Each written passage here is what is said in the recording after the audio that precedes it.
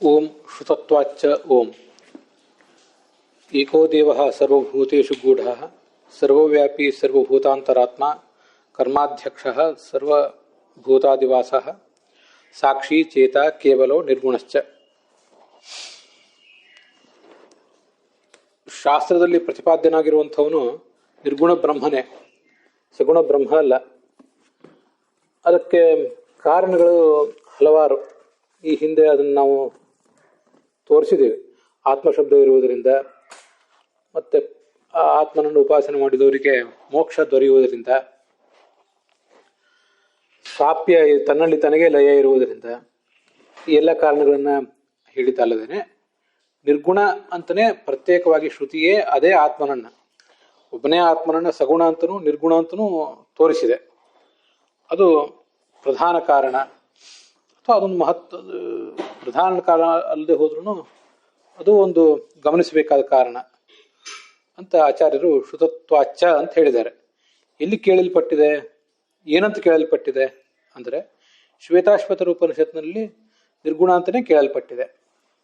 ಈಗ ನಾವು ಪದ್ಮನಾಭ ತೀರ್ಥರ ಅರ್ಥಗಳ ಟೀಕಾವನ್ನು ಅದಕ್ಕೆ ಸಂಬಂಧಪಟ್ಟಂತೆ ನೋಡಿದ್ದೇವೆ. ನಿರ್ಗುಣಶ್ಚ ನಿರ್ಗುಣ ಶಬ್ದೇನ ಉಕ್ತತ್ವಾತ್, ನಿರ್ಗುಣ ಶಬ್ದದಿಂದರೆ ಭಗವಂತ ಅಲ್ಲಿ ಪ್ರತಿಪಾದ್ಯನಾಗಿದ್ದಾನೆ ಅಂತಿಷ್ಟು ಸಂಗತಿಗಳು ಅಲ್ಲಿ ಬಂದಿವೆ.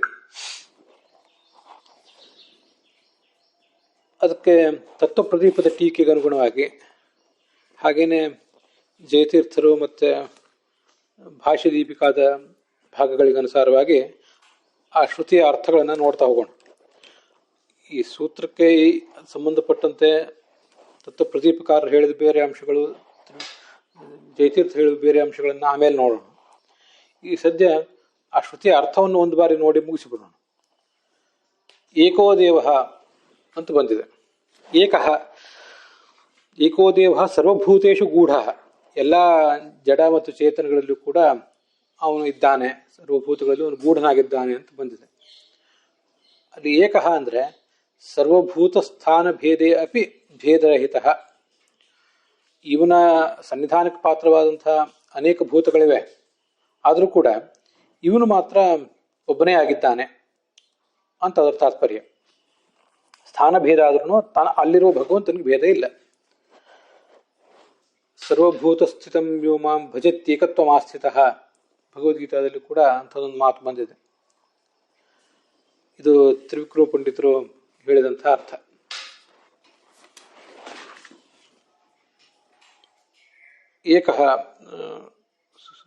ಏಕಃ ಪ್ರಧಾನಃ ಸ್ವಸ್ಮಿನ್ ಭೇದಶೂನ್ಯಃ ಇತಿವ.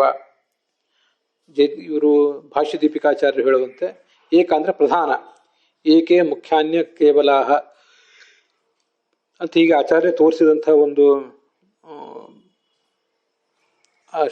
ಅಭಿಧಾನ ವಾಕ್ಯ ಇದೆ. ಅದಕ್ಕೆ ಅರ್ಥ ಹೇಗೆ ಮಾಡಬೇಕು ಅಂತ ತೋರಿಸಿಕೊಡುವಂಥ ಮಾತು.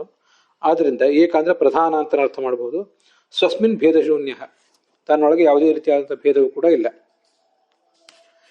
ಇನ್ನೊಂದು ಏನಂ ನಿಷ್ಕ್ರಿಯಮಾತ್ಮಾನಂ ಏನಂ ಕೇವಲಮಾತ್ಮಾನಂ ನಿಷ್ಕ್ರಿಯತ್ವಾದ್ ವದಂತಿ.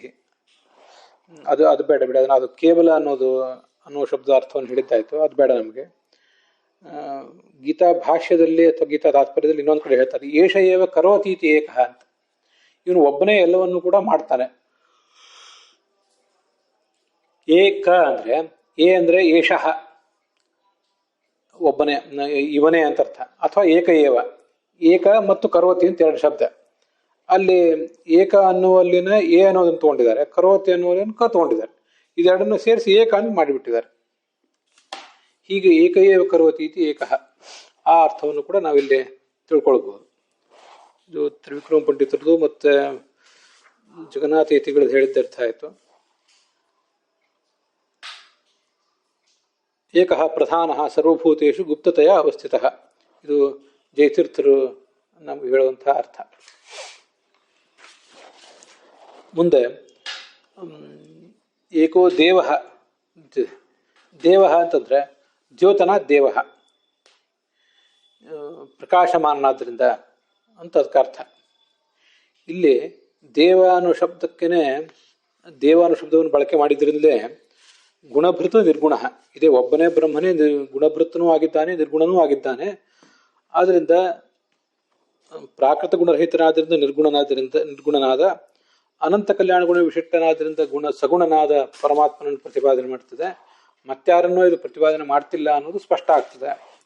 ದೇವ ಅನ್ನೋ ಶಬ್ದಕ್ಕೇ ನಿಮ್ಗೆ ಗೊತ್ತಿರುವಂತೆ ದಿವು, ಕ್ರೀಡಾ, ವಿಜಿಗೀಷ ಇತ್ಯಾದಿ ಅನೇಕ ಅರ್ಥಗಳಿದ್ದೇ ಇವೆ. ಆದ್ದರಿಂದ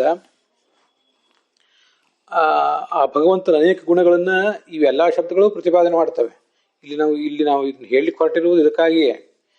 ಏಕಃ ಅಂತ ಒಂದು ಗುಣ ಹೇಳ್ತದೆ, ದೇವ ಸರ್ವಭೂತೇಶು ಗೂಢ, ಸರ್ವವ್ಯಾಪಿ, ಇವೆಲ್ಲವೂ ಕೂಡ ಒಂದೊಂದು ಅರ್ಥವನ್ನು ಹೇಳ್ತವೆ. ಅದರೊಳಗೆ ದೇವ ಅಂತ ಅನ್ನೋದು ದಿವು, ಕ್ರೀಡಾ, ವಿಜಿಗೀಷ, ಮದ, ಕಾಂತಿ, ಕ್ರೀಡಿಸುವುದು, ಪ್ರಕಾಶಿಸುವುದು, ಸಂತೋಷ ಪಡುವುದು, ಇನ್ನೊಬ್ಬರನ್ನ ಗೆಲ್ಲುವುದು, ಸೋಲಿಸುವುದು, ಇಂಥ ಅನೇಕ ಅರ್ಥಗಳನ್ನ ದಿವು ಅನ್ನೋ ಧಾತುವೇ ಹೇಳ್ತದೆ.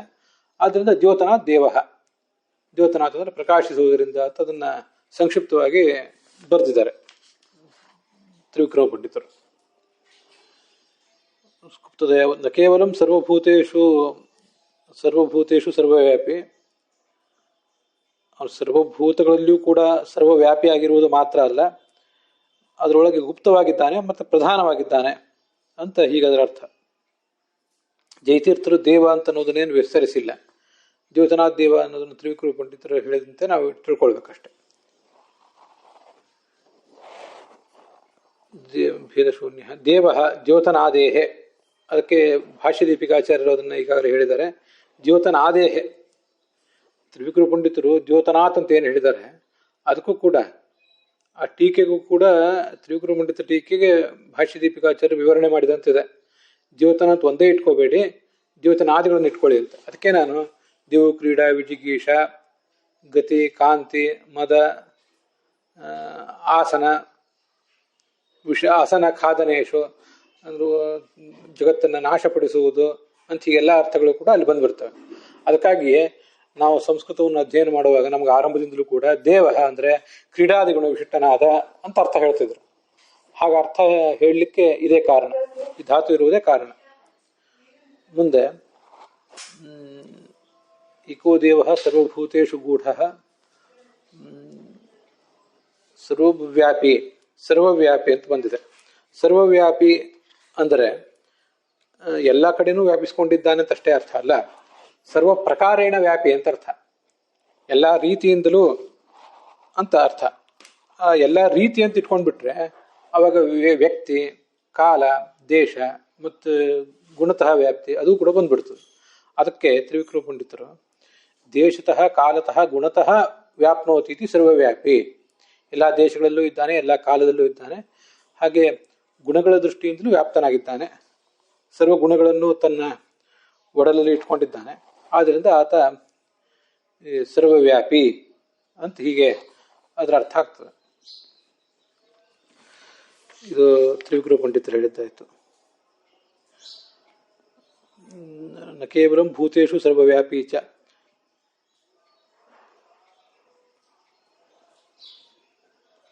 ಆಮೇಲೆ ಇದಕ್ಕೆ ಜಯತೀರ್ಥರ ಅರ್ಥ ಏನು ಹೇಳಿಲ್ಲ. ಸರ್ವಭೂತೇಷು ಗೂಢ ಸರ್ವಪ್ರಾಣಿಷು ಗುಪ್ತತೆಯ ಅವಸ್ಥಿತ ಅಂತ ಭಾಷ್ಯ ದೀಪಿಕಾಗಾರರು ಹೇಳ್ತಾರೆ. ಎಲ್ಲ ಜಡಚೇತನಗಳಲ್ಲಿದ್ದಾನೆ, ಅದು ಗುಪ್ತವಾಗಿದ್ದಾನೆ. ನ ಕೇವಲ ಭೂತೇಷು ಸ್ಥಿತ, ಅಲ್ಲಿರುವುದು ಮಾತ್ರ ಅಲ್ಲ, ಕಿಂತು ಸರ್ವವ್ಯಾಪಿ ದೇಶತಃ ಕಾಲತಃ ಗುಣತಶ್ಚ ಸರ್ವಂ ವ್ಯಾಪ್ನೋತಿ ಇತ್ಯರ್ಥ. ಇದು ಭಾಷ್ಯ ದೀಪಿಕಾಚಾರ್ಯ ಹೇಳಿದ್ದು.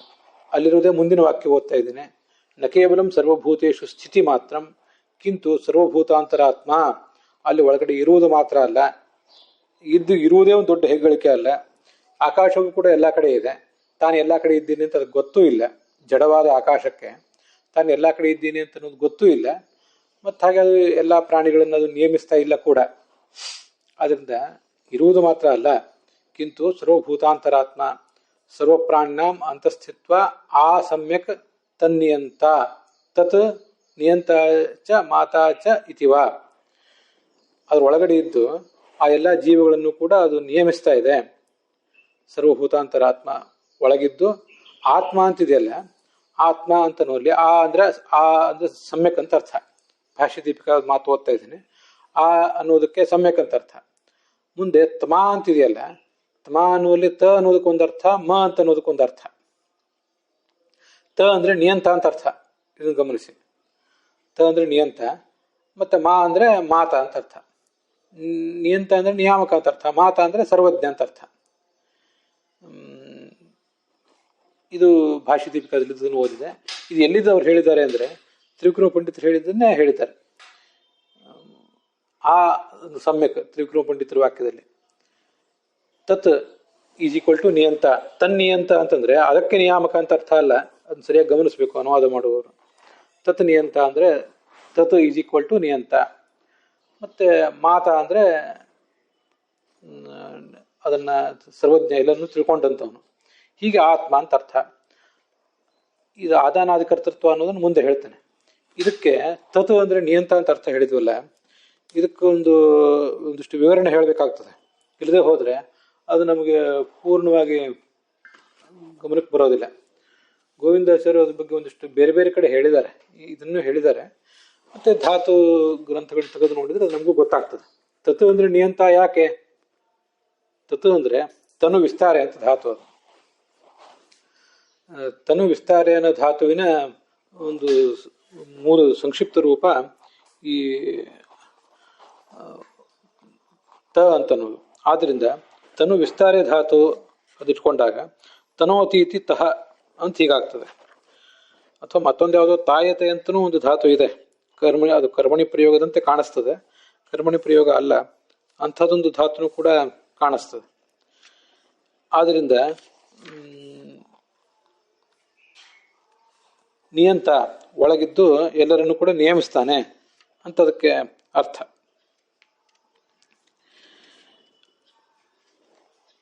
ಹೀಗೆ ತನು ವಿಸ್ತಾರ ಇತ್ಯಾದಿ ಧಾತುಗಳಲ್ಲಿ ತಗೊಂಡು ತ ಅನ್ನೋ ಶಬ್ದವನ್ನು ಮೊದಲು ನಿಷ್ಪನ್ನ ಮಾಡ್ಕೋಬೇಕು. ಅದಾದ್ಮೇಲೆ ಮಾತೆ ಅಂತ ತನು ವಿಸ್ತಾರೆ, ತನು ಶ್ರದ್ಧಾ ಉಪಕರಣಯೋಹ ಅಂತ ಹೀಗೆಲ್ಲ ಧಾತುಗಳಿವೆ. ಅದರ ಮೂಲಕವಾಗಿ ನಮಗೆ ನಿಯಾಮಕ ಅಂತ ಅರ್ಥ ಸಿಗ್ತದೆ. ಇವತ್ತು ಇರುವಂಥ ವಿಸ್ತಾರ ಅನ್ನೋದ್ರಿಂದ ವಿಸ್ತಾರ ಅಂದರೆ ನಿಯಮಿಸುವುದು ಹೇಗೆ ಅಂತ ನಮಗದು ಗೊತ್ತಾಗಲಿಕ್ಕಿಲ್ಲ. ಆದರೂ ವಿಸ್ತಾರ ಅಂತಂದರೆ ಎಕ್ಸ್ಟೆಂಡ್ ಮಾಡೋದು ಅಂತ ಅರ್ಥ. ಒಳಗಿದ್ದು ಆ ಜೀವನ, ಆ ಜಡದ ಮತ್ತು ಆ ಜೀವನ ಎಲ್ಲಿ ಒಳಗಿದ್ದಾನಲ್ಲ ಅದರ ವ್ಯಕ್ತಿತ್ವವನ್ನು, ಅದರ ಕ್ರಿಯಾ ಚಟುವಟಿಕೆಗಳನ್ನೆಲ್ಲ ಅವನು ಎಕ್ಸ್ಟೆಂಡ್ ಮಾಡ್ತಾನೆ, ಅದು ವ್ಯಾಪಿಸುವಂತೆ ಮಾಡ್ತಾನೆ. ಆದ್ದರಿಂದ ಅದು ತ ಅಂತ ಈಗ ಅದರ ಅರ್ಥ ನಾವು ತಿಳ್ಕೊಳ್ಬೋದು. ಮತ್ತೆ ಮಾತ ಅಂತಂದ್ರೆ ಮಾನೆ ಅಂತ ಧಾತು ಇರೋದ್ರಿಂದ ಸರ್ವಜ್ಞ ಅಂತ ಅರ್ಥ. ಮಾತಾ ಚ ಇತಿ ಅಂತರಾತ್ಮ, ಅದನ್ನೇ ತ್ರಿವಿಕ್ರಮ ಪಂಡಿತರು ಕೂಡ ಬರೆದಿರೋದು. ನಿಯಂತಾಚ ಮಾತಾಚ ಇತಿವ. ಅಲ್ಲಿ ಮಾಂಗ್ ಅಂದ್ರೆ ನಮಗೆ ಸಾಮಾನ್ಯವಾಗಿ ಗೊತ್ತಿರುವಂತೆ ಮಾನೆ ಅಂತ ಬಂದಿರುವುದರಿಂದ ಸರ್ವಜ್ಞ ಅಂತ ಅರ್ಥ ಆಗಿಬಿಡ್ತದೆ. ಅದಷ್ಟೇ ಅಲ್ಲ, ಮಾನಂ ಜ್ಞಾನಂ ಲಯಶ್ಚೈವ ನಿರ್ಮಾಣಂ ಚೇತಿ ಕಥ್ಯತೆ ಅಂತ ಬೃಹದಾರಣ್ಯಕ ಭಾಷೆಯಲ್ಲಿ ಆಚಾರ್ಯರು ಮಾಧಾತುವಿನ ಅರ್ಥಗಳನ್ನು ಹೇಳ್ತಾರೆ. ಆದ್ರಿಂದ ಮಾತಾ ಅಂದರೆ ಜ್ಞಾನ, ಮಾನಂ ಅಂದರೆ ಈಸ್ ಈಕ್ವಲ್ ಟು ಜ್ಞಾನಂ, ಒಂದು ಜ್ಞಾನ ಅಂತ ಅರ್ಥ. ಮುಂದೆ ಲಯ, ಜಗತ್ತನ್ನು ನಾಶಪಡಿಸುವುದು, ಮತ್ತು ಇನ್ನೊಂದು ನಿರ್ಮಾಣ, ಜಗತ್ತನ್ನು ಸೃಷ್ಟಿಸುವುದು. ಈಗ ನಿರ್ಮಾಣ ಅಂತ ನೋಡಲಿ, ನಾವು ನಿರಂತ ಉಪಸರ್ಗ ಮಾಂಗ್ ಧಾತುವಿಗೆ ಹಾಕಿ ನಿರ್ಮಾಣ ಅಂತ ಮಾಡ್ಕೋತೀವಿ. ಯಾಕೆಂದ್ರೆ ನಮಗೆ ಮಾಂಗ್ ಧಾತುವಿಗೆ ಮಾನ, ಅಳತೆ ಅಂತ ಅರ್ಥ ಮಾತ್ರ ಗೊತ್ತಿದೆ. ಅದಕ್ಕಾಗಿ ನಿರ್ಮಿಸುವುದು, ಕನ್ಸ್ಟ್ರಕ್ಟ್ ಮಾಡುವುದು ಅನ್ನೋ ಅರ್ಥದಲ್ಲಿ ನಿರಂತ ಉಪಸರ್ಗ ಇಲ್ಲದೆ ಹೋದರೆ ಆ ಅರ್ಥ ಬರೋದಿಲ್ಲ ಅಂತ ನಾವು ತಿಳ್ಕೊಂಡ್ಬಿಟ್ಟಿದ್ದೀವಿ. ಇವತ್ತು ನಮ್ಮ ಜ್ಞಾನ ಹಾಗೆ ಸೀಮಿತ ಆಗಿಬಿಟ್ಟಿದೆ. ವಸ್ತುತಃ ನಿರಂತ ಉಪಸರ್ಗ ಹಾಕದೆ ಹೋದರೂ ಕೂಡ ಮಾತಿ ಅಂತ ಅನ್ನೋದಕ್ಕೇನೆ ಜಗತ್ತನ್ನು ನಾಶಪಡಿಸ್ತಾನೆ ಅಂತ ಅರ್ಥ ಕೂಡ ಬಂದೇ ಬಿಡ್ತಿದೆ. ಅದಕ್ಕಾಗಿ ಆಚಾರ್ಯ ಹೇಳಿದ ಬೃಹದಾರಣ್ಯಕ ಭಾಷ್ಯಕ್ಕನುಸಾರವಾಗಿ ಮಾತಿ ಅಂತಂದ್ರೆ ನಿರ್ಮಿಸ್ತಾನೆ, ನಾಶಪಡಿಸ್ತಾನೆ ಮತ್ತು ತಿಳಿದಿದ್ದಾನೆ. ಮತ್ತು ತ ಅಂದರೆ ಅವನು ಒಳಗೆ ನಿಂತು ಎಲ್ಲವನ್ನು ಕೂಡ ನಿಯಮಿಸ್ತಾನೆ, ಕಂಟ್ರೋಲ್ ಮಾಡ್ತಾನೆ ಅಂತ ಅದಕ್ಕೆ ಅರ್ಥ ಆಗ್ತದೆ. ಈಶತೆ ಆತ್ಮ ಅಂತರ್ಯಾಮಿ ಅಮೃತಃ. ಬೃಹದಾರಣ್ಯಕ ಉಪನಿಷತ್ತಿನಲ್ಲಿ ಅಂತರ್ಯಾಮಿ ಬ್ರಾಹ್ಮಣ ಅಂತ ಒಂದು ಭಾಗ ಇದೆ. ಅಲ್ಲಿ ಯಸ್ಯ ಪೃಥ್ವಿ ಶರೀರಂ, ಪೃಥ್ವಿ ಅನ್ನೋದು ಈತನ ಸನ್ನಿಧಾನಕ್ಕೆ ಪಾತ್ರವಾದ ಒಂದು ಶರೀರ. ಪೃಥ್ವೀಂ ಅಂತರೋ ಯಮಯತಿ, ಒಳಗೆ ನಿಂತು ಅದನ್ನು ನಿಯಮಿಸ್ತಾ ಇದ್ದಾನೆ ಅಂತ ಸ್ಪಷ್ಟವಾಗಿ ಅಲ್ಲಿ ಬಂದಿದೆ. ಯಹ ಪೃಥ್ವೀಂ ಅಂತಸ್ಥಿತ್ವ ಯಮಯತಿ ಎಂ ಪೃಥ್ವಿ ನವೇದ, ಯಾರಿಗೆ ಪೃಥ್ವಿ ಬಗ್ಗೆ ಗೊತ್ತಿಲ್ಲ. ಪೃಥ್ವಿ ಅಂತ ಒಂದು ಉದಾಹರಣೆ ಮಾತ್ರ ಕೊಟ್ಟೆ, ಅಲ್ಲಿ ಇಂಥವು ತುಂಬ ಇದೆ. ಪೃಥ್ವಿ, ದಿಕ್ಕು, ತಮಸ್ಸು ಅಂದರೆ ಪ್ರಕೃತಿ. ಅಷ್ಟೇ ಯಾಕೆ, ಯಸ್ಯ ಸರ್ವಾಣಿ ಭೂತಾನಿ ಶರೀರಂ, ಇಲ್ಲಿ ಭೂತ ಅಂತ ಬಂತಲ್ಲ ಅದಕ್ಕಾಗಿ ಅದು ಒಂದನ್ನು ಹೇಳಿಬಿಟ್ರೆ ಸಾಕು. ಯಸ್ಯ ಸರ್ವಾಣಿ ಭೂತಾನಿ ಶರೀರಂ, ಯಾವ ಭಗವಂತನಿಗೆ ಎಲ್ಲ ಪ್ರಾಣಿಗಳು ಕೂಡ ಶರೀರಗಳೇ ಆಗಿವೆ. ಎಂ ಸರ್ವಭೂತಾನಿ ನವೇದ, ಆದರೆ ಯಾವ ಭಗವಂತನ ಬಗ್ಗೆ ಈ ಎಲ್ಲ ಜೀವಗಳಿಗೂ ಕೂಡ ಗೊತ್ತಿಲ್ಲ. ಯಹ ಸರ್ವಭೂತಾನಿ ಅಂತರೋ ಯಮಯತೆ, ಒಳಗೆ ನಿಂತು ಇವುಗಳೆಲ್ಲವನ್ನೂ ಕೂಡ ಅವನು ನಿಯಮಿಸ್ತಾ ಇದ್ದಾನೆ. ಏಷತೆ ಆತ್ಮ ಅಂತರ್ಯಾಮಿ ಅಮೃತಃ, ಅವನೇ ನಿನ್ನೊಳಗೂ ಕೂಡ ಇದ್ದಾನೆ. ಎಲ್ಲ ಭೂತಗಳೊಳಗೆ ಏನು ಯಾರ ಭಗವಂತ ಇದ್ದಾನೆ ಅವನು ನಿನ್ನೊಳಗೂ ಕೂಡ ಇದ್ದಾನೆ ಅಂತ ಅಲ್ಲಿಯೂ ಕೂಡ ಐಕ್ಯವನ್ನು ಹೇಳಿರುವುದನ್ನು ನಾವು ಇಲ್ಲಿ ಹೊಂದಿಸ್ಕೋಬೇಕು. ಎಲ್ಲ ಕಡೆ ಇರುವ ಭಗವಂತನಿಗೆ ಏಕತ್ವವನ್ನು ತಿಳ್ಕೊಳ್ಳುವುದೇ ಮುಖ್ಯ ಅಂತ. ಇದು ತ್ರಿವಿಕ್ರಮ ಪಂಡಿತರು ಮತ್ತೆ ಭಾಷ್ಯ ದೀಪಿಕಾಚಾರ್ಯರು ಹೇಳಿದ ಅರ್ಥ ಆಯಿತು. ಆತ್ಮ ಅಂತ ಅನ್ನೋದಕ್ಕೆ ಅರ್ಥ ಏನು ಜ್ಯೋತಿರ್ಥರು ಹೇಳಿಲ್ಲ. ಮುಂದೆ ಆದಾನಾದಿ ಕರ್ತೃತ್ವಾದ್ವಾ ಅಂತ ಮಾತು ಒಂದಿದೆ, ತ್ರಿವಿಕ್ರಮ ಪಂಡಿತನ ಮಾತಿನಲ್ಲೂ ಇದೆ, ಹಾಗೆ ಭಾಷ್ಯ ದೀಪಿಕಾಚಾರ್ಯರ ಮಾತಿನಲ್ಲೂ ಕೂಡ ಇದೆ. ಅದ್ಯಾಕೆ ಆ ಥರ ಇದೆ ಅಂದರೆ, ಯಚ್ಚಾಪ್ನೋತಿ ಯದಾದತ್ತೆ ಯಚ್ಚಾತ್ತಿ ವಿಷಯಾನಿಹ ಯಚ್ಚಾಸ್ಯ ಸಂತತೋ ಭಾವ ತಸ್ಮಾದಾತ್ಮೇತಿ ಭಣ್ಯತೆ ಅಥವಾ ಕೀರ್ತ್ಯತೆ ಅಂತಿದ್ದಿರಬೇಕು. ಇದೊಂದು ಮಹಾಭಾರತದ ಮಾತು. ಈ ಮಹಾಭಾರತದ ಮಾತನ್ನು ಆಚಾರ್ಯರು ಒಂದು 2-3 ಕಡೆ ಉದ್ಧರಿಸಿದ್ದಾರೆ. ಗೀತಾ ಭಾಷ್ಯದಲ್ಲಿ ಕೂಡ ಉದ್ಧರಿಸಿದ್ದಾರೆ. ಆತ್ಮ ಅಂತ ಅವನನ್ನು ಯಾಕೆ ಕರೀತಾರೆ ಭಗವಂತನನ್ನ ಅಂದರೆ, ಹೆಚ್ಚ ಆಪ್ನೋತಿ ಎಲ್ಲ ಕಡೆ ವ್ಯಾಪಿಸಿದ್ದಾನೆ, ಆದತ್ತೆ ಸ್ವೀಕಾರ ಮಾಡುವವನು, ಹೆಚ್ಚ ಅತ್ತಿ ವಿಷಯಾನಿಹ ಭಕ್ತರನ್ನು ತನ್ನ ಬಳಿಗೆ ಸ್ವೀಕಾರ ಮಾಡುವವನು ಅಂತ ಒಂದು ಅರ್ಥ. ಮತ್ತು ನಾವು ಕೊಟ್ಟದನ್ನು ಸ್ವೀಕಾರ ಮಾಡ್ತಾನೆ ವಿಷಯ ಪದಾರ್ಥಗಳನ್ನು ಅಂತ ಇನ್ನೊಂದು ಅರ್ಥ. ಹೆಚ್ಚ ಸಂತತೋ ಭಾವ, ಎಲ್ಲ ಕಡೆ ಎಲ್ಲ ದೇಶ ಎಲ್ಲ ಕಾಲಗಳಲ್ಲಿ ಗುಣತಃ ಕೂಡ ಅವನಿಗೆ ವ್ಯಾಪ್ತಿ ಇರೋದ್ರಿಂದ ತಸ್ಮಾದ್ ಆತ್ಮೇತಿ ಕೀರ್ತಿತೆ, ಅವನನ್ನು ಆತ್ಮ ಅಂತ ಹೇಳ್ತಾರೆ. ಈ ಶ್ಲೋಕದಲ್ಲಿ, ಮಹಾಭಾರತದ ಈ ಶ್ಲೋಕದಲ್ಲಿ ಹೆಚ್ಚ ಆಪ್ನೋತಿ ಯದಾದತ್ತೆ ಅಂತ ಬಂದಿದೆ. ಆದತ್ತೆ ಅಂತ ಆದಾನ ಮಾಡುವುದು ಅಂದರೆ ಭಕ್ತರನ್ನು ತನ್ನ ಬಳಿಗೆ ಸ್ವೀಕಾರ ಮಾಡುವುದು ಅಂತ ಹೀಗೆಲ್ಲ ಅರ್ಥ ಇದೆ. ಅದಕ್ಕಾಗಿ ತ್ರಿವಿಕ್ರಮ ಪಂಡಿತರು ಮತ್ತು ಭಾಷ್ಯ ದೀಪಿಕಾಚಾರ್ಯರಿಬ್ಬರು ಕೂಡ ಆದತ್ತೆ ಅನ್ನೋದನ್ನ ನೆನಪಿನಲ್ಲಿ ಇಟ್ಕೊಂಡು ಆದಾನಾದಿ ಕರ್ತೃತ್ವಾತ್, ಆದಾನ ಲಯ ಇತ್ಯಾದಿಗಳನ್ನು ಮಾಡುವುದರಿಂದ ಅಂತಿಷ್ಟು ಅರ್ಥ ಹೇಳಿದ್ದಾರೆ. ಹಾಗೆ ಅವರ ಅರ್ಥ ಹೇಳಲಿಕ್ಕೆ ಅದೇ ಕಾರಣ. ಅಲ್ಲಿಗೆ ಇವತ್ತಿನ ಈ ಭಾಗ ಸಮಾಪ್ತ ಆಗಿದೆ.